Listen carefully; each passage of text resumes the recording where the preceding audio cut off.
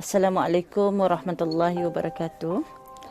Alhamdulillah, syukur pada Allah Subhanahu Taala kita diizinkan bertemu di alam maya melalui siri tazkirah pada hari ini, dan tajuk yang akan saya kupas pada hari ini adalah satu tajuk yang amat dekat dengan kita semua.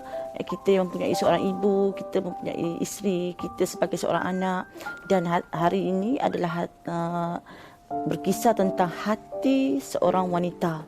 Jadi untuk siri yang pertama ini, saya akan mengupas mengenai tajuk wanita atas kapasiti sebagai seorang ibu.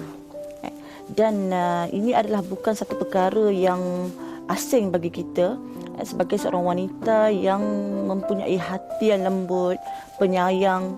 Jadi bila mempunyai hati yang lembut dan penyayang, nak tak nak wanita itu mudah tercalar, mudah terluka hatinya.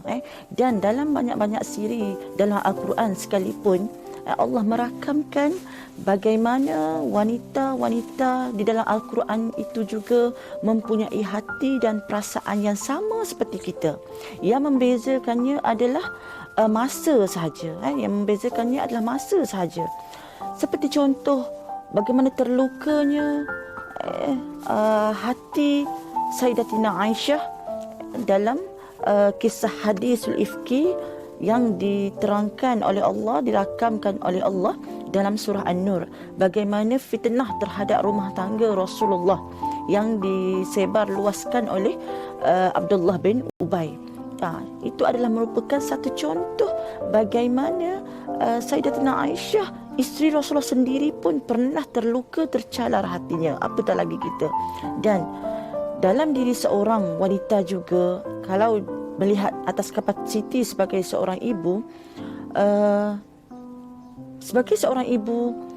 dia akan rasa bimbang, dia akan rasa risau terhadap keselamatan anak-anaknya.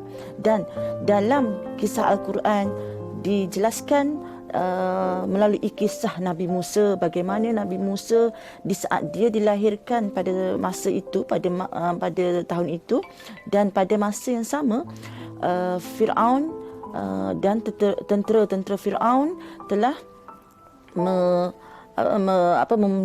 mewar-warkan bagaimana akan ada seorang bayi lelaki yang akan datang, akan cuba merampas kuasa.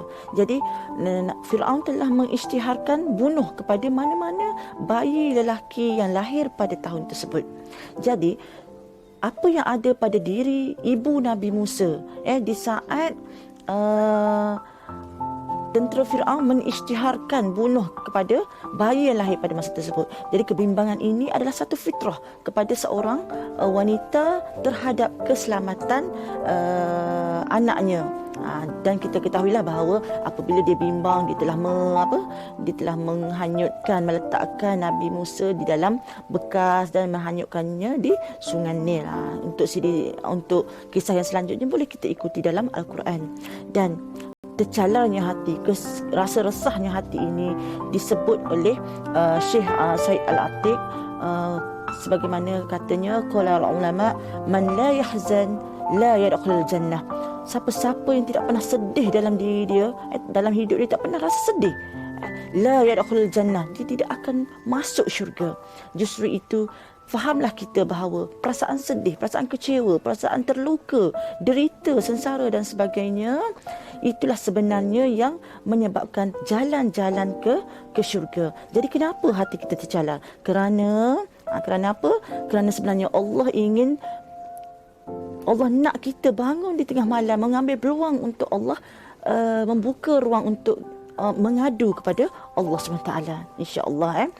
Sebagaimana Nabi Yaqub sendiri mengadu apabila hilangnya Nabi Yusuf kepada dalam diri dia, qala innama ashku basti wa huzni ila Allah.